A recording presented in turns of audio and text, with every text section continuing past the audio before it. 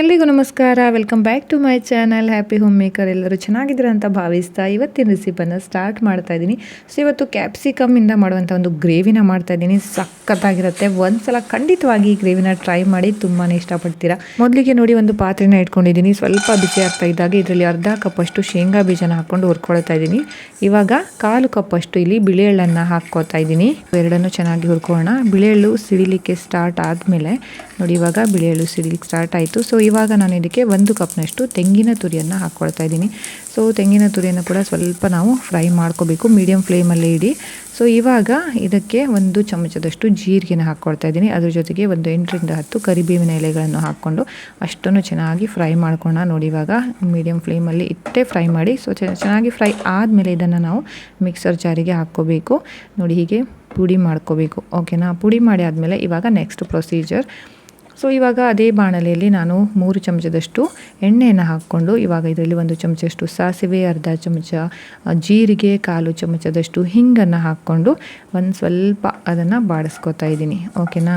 ಇವಾಗ ಇದನ್ನು ಬಾಡಿಸ್ಕೊಂಡಾದಮೇಲೆ ಇಲ್ಲಿ ನಾನು 2 ಹಸಿಮೆಣಸಿನನ್ನು ತೊಗೊಂಡು ಚೆನ್ನಾಗಿ ಕಟ್ ಮಾಡ್ಕೊಂಡಿದ್ದೀನಿ. ಹಸಿಮೆಣಸನ್ನು ಹಾಕ್ಕೊಳ್ತಾ ಇದ್ದೀನಿ. ಇದ್ರ ಜೊತೆಗೆ 8 ರಿಂದ 10 ಕರಿಬೇವಿನ ಎಲೆಗಳನ್ನು ಹಾಕ್ಕೊಂಡು ಬಾಡಿಸ್ಕೊತಾ ಇದ್ದೀನಿ. ಸೊ ಇದಾದಮೇಲೆ ಇಲ್ಲಿ 1 ಕಪ್ನಷ್ಟು, ಅಂದರೆ ಇಲ್ಲಿ ಒಂದು ದೊಡ್ಡದಾದ ಟೊಮೆಟೊನ ನಾನು ಕಟ್ ಮಾಡಿಕೊಂಡು ಹಾಕ್ಕೊಳ್ತಾ ಇದ್ದೀನಿ. ಇವಾಗ ಒಂದು ಸ್ವಲ್ಪನೇ ಉಪ್ಪನ್ನು ಹಾಕ್ಕೊಳ್ತಾ ಇದ್ದೀನಿ. ಯಾಕಂತಂದರೆ ಉಪ್ಪನ್ನು ಹಾಕೋದ್ರಿಂದ ಟೊಮೆಟೊ ಏನಿದೆ ತುಂಬ ಬೇಗ ಸಾಫ್ಟ್ ಆಗುತ್ತೆ. ಹಾಗಾಗಿ ಟೊಮೆಟೊ ಸಾಫ್ಟ್ ಆದಮೇಲೆ ನಾವು ಇದಕ್ಕೆ ಉಳಿದ ಅಂತಹ ಮಸಾಲೆಗಳನ್ನು ಹಾಕ್ಕೋಬೇಕು.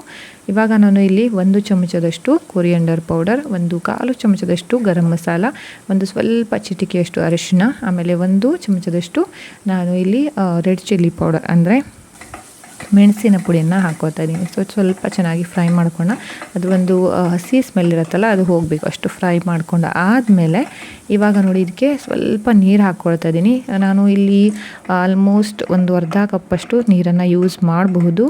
ಓಕೆನಾ? ಇಲ್ಲಿ ಅರ್ಧ ಕಪ್ಪಷ್ಟು ನೀರನ್ನು ಹಾಕ್ಕೋತಾ ಇದ್ದೀನಿ. ಒಂದು ಕುದಿ ಬರಲಿ. ಸೊ ಒಂದು ಸ್ವಲ್ಪ ಕುದಿ ಬರ್ತಾ ಇದ್ದ ಹಾಗೆ ನಾವು ಇದಕ್ಕೆ ಮೇನ್ ಇಂಗ್ರೀಡಿಯೆಂಟ್ ಅಂದರೆ ಇವಾಗ ನಾನು ಕ್ಯಾಪ್ಸಿಕಮ್ ಕಟ್ ಇಟ್ಕೊಂಡಿದ್ನಲ್ವ, ಇಲ್ಲಿ ಒಂದು ಮೀಡಿಯಮ್ ಸೈಜಿನ 3 ಕ್ಯಾಪ್ಸಿಕಮನ್ನು ನಾನು ತೊಗೊಂಡಿದ್ದೀನಿ. ಸೊ ಇದನ್ನು ಹಾಕ್ಕೊಂಡು ಚೆನ್ನಾಗಿ ಮಿಕ್ಸ್ ಮಾಡ್ಕೊಂಡ್ಬಿಟ್ಟು ಇವಾಗ ನಾವು ಇದನ್ನು ಒಂದು 5 ರಿಂದ 10 ನಿಮಿಷ, 5 ನಿಮಿಷ ಸಾಕಾಗತ್ತೆ. ಸೊ ಒಂದು ಸ್ವಲ್ಪ ರುಚಿಗೆ ತಕ್ಕಷ್ಟು ಉಪ್ಪನ್ನು ಹಾಕ್ಕೊಳ್ತಾ ಇದ್ದೀನಿ. ಮೊದಲೇ ಉಪ್ಪನ್ನು ಹಾಕಿದ್ದೆ. ಸೊ ಇವಾಗ ಸ್ವಲ್ಪ ನೋಡಿಬಿಟ್ಟು ಉಪ್ಪನ್ನು ಹಾಕ್ಕೋಬೇಕು. ಇದನ್ನು ಇವಾಗ ಕ್ಲೋಸ್ ಮಾಡಿಬಿಟ್ಟು ಲಿಡ್ ಹಾಕಿಬಿಟ್ಟು ಇದನ್ನು ಸ್ವಲ್ಪ ಹೊತ್ತು ಬೇಯಿಸೋಣ. ಇವಾಗ ನೋಡೋಣ, ಕ್ಯಾಪ್ಸಿಕಮ್ ಹದವಾಗಿ ಬೆಂದಿದೆ. ತುಂಬ ಸಾಫ್ಟ್ ಆಗಲಿಕ್ಕೆ ಬಿಡೋ ಹಾಗಿಲ್ಲ.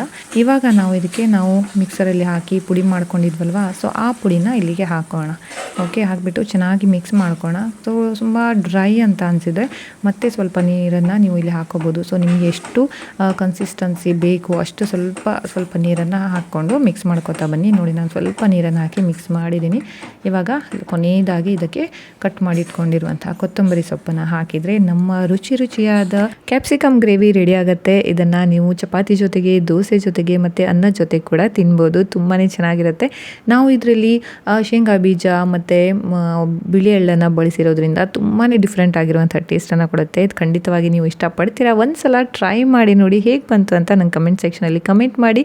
ವಿಡಿಯೋ ಇಷ್ಟ ಆದರೆ ಲೈಕ್ ಮಾಡಿ. ನನ್ನ ಚಾನಲ್ಗೆ ಫಸ್ಟ್ ಟೈಮ್ ಬಂದಿದ್ದೀರಾ ಅನ್ನೋದಾದರೆ ದಯವಿಟ್ಟು ಸಬ್ಸ್ಕ್ರೈಬ್ ಮಾಡಿ. ಸೊ ಬೆಲ್ ಬಟನ್ನ ಪ್ರೆಸ್ ಮಾಡೋಕ್ಕೆ ಮರಿಬೇಡಿ. ಮತ್ತೆ ಸಿಗೋಣ. ಬಾಯ್.